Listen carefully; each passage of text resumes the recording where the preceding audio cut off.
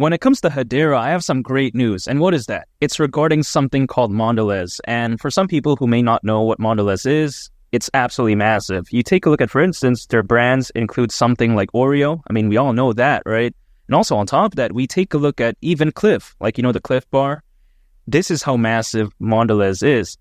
Now, some people like to clown this, but again, I think it's very impressive because we take a look at more specifically, Mondelez International, as part of its membership with the Hedera Council, has completed the next step in a phased launch of distributed ledger technology, aka DLT. I mean, this is so massive. Again, sometimes people just don't understand how, insane something like Mondelez is, but it's very impressive in my opinion. Not to mention, we take a look at the company expanded its relationship with SKUX. Now, SKUX is focused on pioneering smart payment innovation.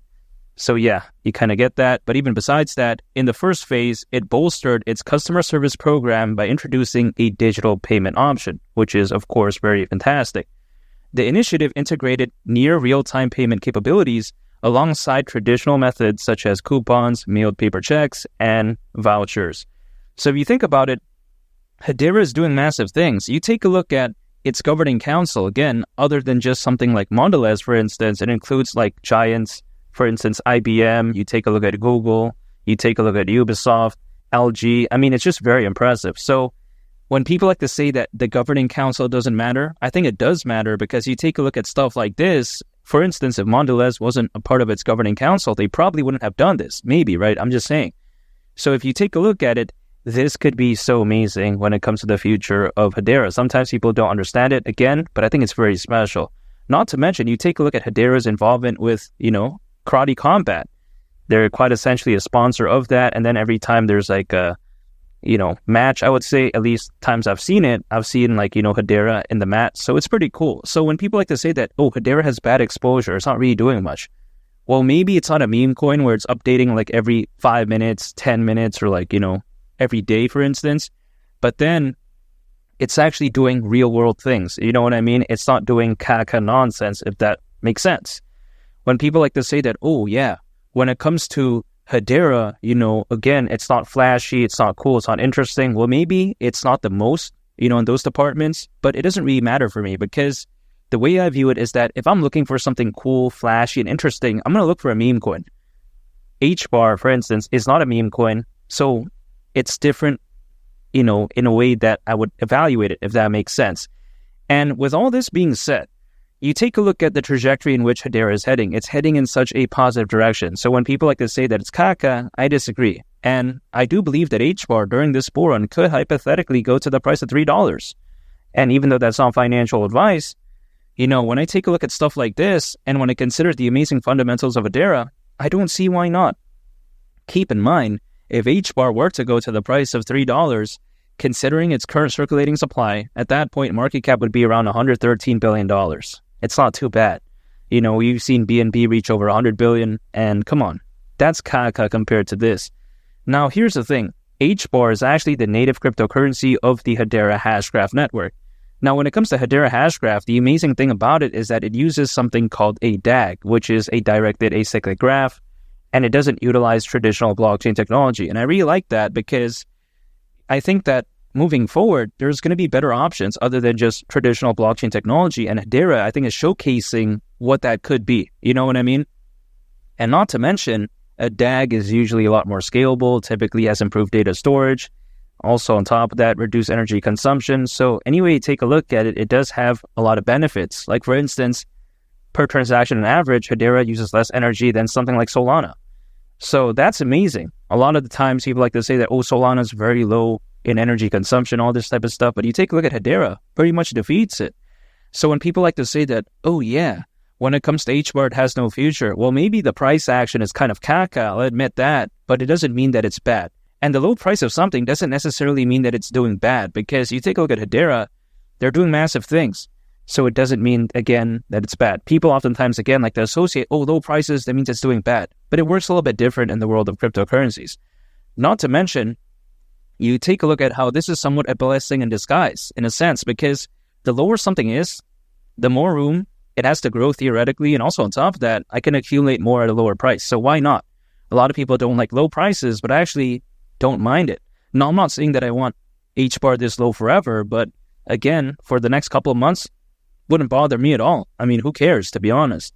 If something is, low in price and I can accumulate more of it, it's a no-brainer pick for me, especially if I like the project and I like this one. So, yeah, it's not a bad situation, in my opinion. And here's the thing. People like to ask me, right, okay, what's my buying strategy? It's literally nothing fancy. Like, anyone can pretty much copy this idea. Now, I'm not telling anyone to do that, but I'm just saying theoretically, because anytime I earn income, I'm acquiring my favorite projects, I'm holding, and I'm just waiting. Literally, that's it. It's just simply believing in something and just acquiring it on a consistent basis. Like, it's not rocket science. It doesn't require any technical skills or capabilities. It's literally that simple. And when a bull run could be this amazing, I'm not going to stop dollar cost averaging. Over 500 million crypto owners right now, according to Crypto.com research. We all know how well Bitcoin's doing. And eventually, what's going to happen? People are going to get bored. They're going to take profits, and eventually it's going to flow into these altcoins, much like HBAR. So it's just a matter of time. We've seen this time and time again in history. I'm not saying that history is always going to repeat itself. However, it tends to rhyme. So just imagine once Bitcoin goes to the price of $150,000 and even beyond. The altcoin season could be amazing. We haven't seen that euphoric moment yet, like in 2021. We haven't seen ADA at the price of $5, right? The native token of Cardano. We haven't seen Ethereum at the price of $10,000 yet. We haven't seen all this. So I think that when it comes to the bull run, it's far from over. I think around 6 months, maybe to a year from right now, things could be very different. It's going to take some time. But man, when HBAR does decide to wake up again, it could be so amazing. But it's just a matter of time, and I'm willing to wait because I'm going to be waiting anyways, so I don't mind. At least that's the way I view it. So when people like to say that, oh wow, HBAR is being outperformed by meme coins, all this type of stuff, AI projects, I could care less about that because the way I view it is that HBAR is going to have its day. As the old saying goes, every dog will have its day. At least that's what I think it does say, right? Because here's the thing. What that basically means is that someone or something is going to have its time to shine. It could be early, it could be later, it could be somewhere in between, but eventually something good could hypothetically have its time to shine. So when it comes to HBAR, I just don't see why it would have a bad time during this bull run, because you take a look at Litecoin pump. I mean, come on, that's complete caca. And I'm talking about 2021, and even Litecoin as of right now is still one of the biggest things out there. So that just truly puts into perspective how sometimes, fundamentals, people just don't really care about that. Take a look at Luna Classic. That's even still one of the biggest things out there. People pump that for fun, basically. Luna Classic has no future. Does anyone really think that it's going to have anything going for it moving forward?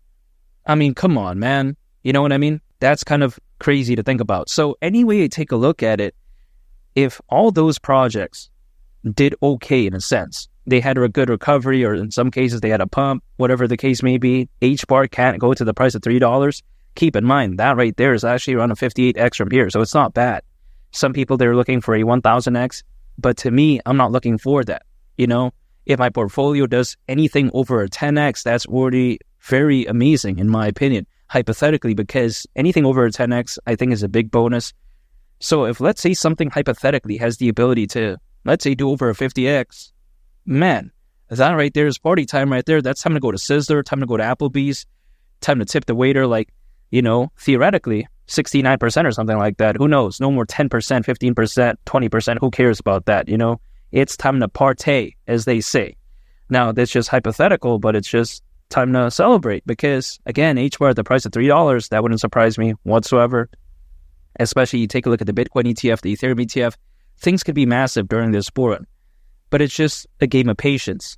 But again, it is what it is. I'm in the game anyways. Might as well be patient and just wait it out because at the price of $3 during this bull run, HBAR wouldn't surprise me whatsoever. I think Hedera continues to surprise me. And again, Mondelez could be massive moving forward, and I'm very bullish on its future. And make sure to subscribe if you gain value from this video. I'd greatly appreciate it. It's Malik the Captain, and I'll catch y'all on the next one. I'm a peace. Bye.